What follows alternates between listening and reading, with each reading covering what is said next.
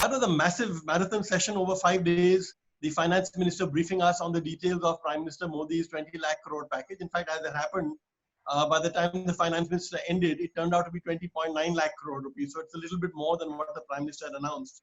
I think, industry is, of course, quite disappointed by what they saw, because they were looking at specific relief to sectors like, whether it's aviation or tourism or hospitality. You're going to find a large number of, let's say, restaurants. You can expect 30-40% of restaurants to shut down. I think some airline companies are in deep trouble. So there's a problem there. And so industry was disappointed. They actually expected a lot more money to be given in people's hands. They expected industry to get, bailouts, which none of which has happened. I think part of this was even perhaps industry was being too optimistic. But let's not forget that at the time that we began, we had a total public sector borrowing, which is state governments, central governments, and PSUs, at about 9% or something like that of GDP. The reduction in the GDP this year, the contraction is going to contract by about 5% or so. That itself will take, the GDP, the deficit up by about 3 to 4 percentage points of GDP. So that's huge. The central government and state government debt to GDP is 70% right now. That's a trigger for a downgrade. This, the current reduction in growth that we'll see this year can take that to anywhere between 75 to 80%. So we are skating on really thin ice. So in a situation like that, frankly, if you ask me, I think the government has done the best it could. It couldn't have come out with any more direct relief, no matter how much people might want to criticize it, so in any case, and then, we have to keep in mind that when we look at the stimulus, now people calculate that the government, out of the 20 lakh crore, the government has only spent, let's say, 1 lakh crore more. That's the wrong way to look at it. The way to look at it is that if the government had done nothing and the economy had contracted, the government would have to reduce its fiscal expenditure by 5 to 6 lakh crore rupees, and maybe the states by another couple of lakh crore. The fact that the state governments are borrowing more, their limits have been increased by the finance minister. The fact that the central government is going to borrow more, 4 lakh crores already, it's announced 4.2 lakh crores. All of this is a stimulus. So I think the economy has got a stimulus, no matter what people might tell you. I think there are some very big moves. Clearly, in terms of what industry also wanted, clearly the decision to give 3 lakh crores to guarantee 3 lakh crores of loans to the MSME sector is a big positive. But I have to say here that a lot of bankers have said in private that they're not too convinced that this money is going to reach the MSMEs. The reason is very simple. A lot of bankers expect the loans to go bad soon. So under the way the thing is planned, the government is to make good the loans going bad, in which case it wouldn't matter. But typically government recapitalization takes a long time. So I think bankers are a bit nervous about that. So perhaps, if Mr. Modi really wants this 3 lakh crores to go to the MSMEs, he will have to have somebody constantly monitoring the bankers to make sure that this money reaches the MSMEs. I think for industry, the very, very big move is the fact that the IBC, the insolvency code, has been stayed for a year. Earlier it had been done for 6 months, now it's been stayed for a year. So a lot of companies that are in trouble will get some relief in terms the banks will not take them to the insolvency courts. Perhaps, they'll be, this is in the future. Perhaps the RBI will come out with moves to have one-time restructuring and things like that. So some of that might happen. So I think that is, a positive from the point of view of the companies. But what about the reform moves? If you remember, when we've been speaking over the last few days, one of the points that I've been making is that one of the money part was one, and the other was the serious reforms that the Prime Minister promised. Now, what of the reforms? We saw some which are very clearly spelled out. On agriculture, they've been sweeping reforms.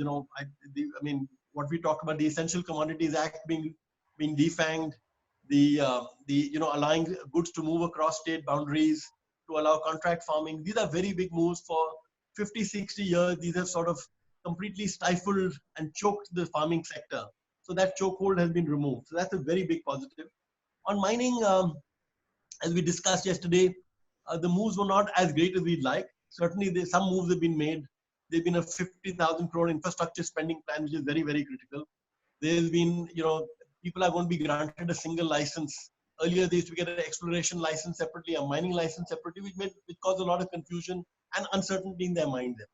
The big problem as far as mining is concerned with the government, with the finance minister not addressed at all, is the fact that Indian levies are on average about 50% higher than those in countries like, South Africa or Australia for that matter. So, you need to address those concerns. But one very big announcement the finance minister made today.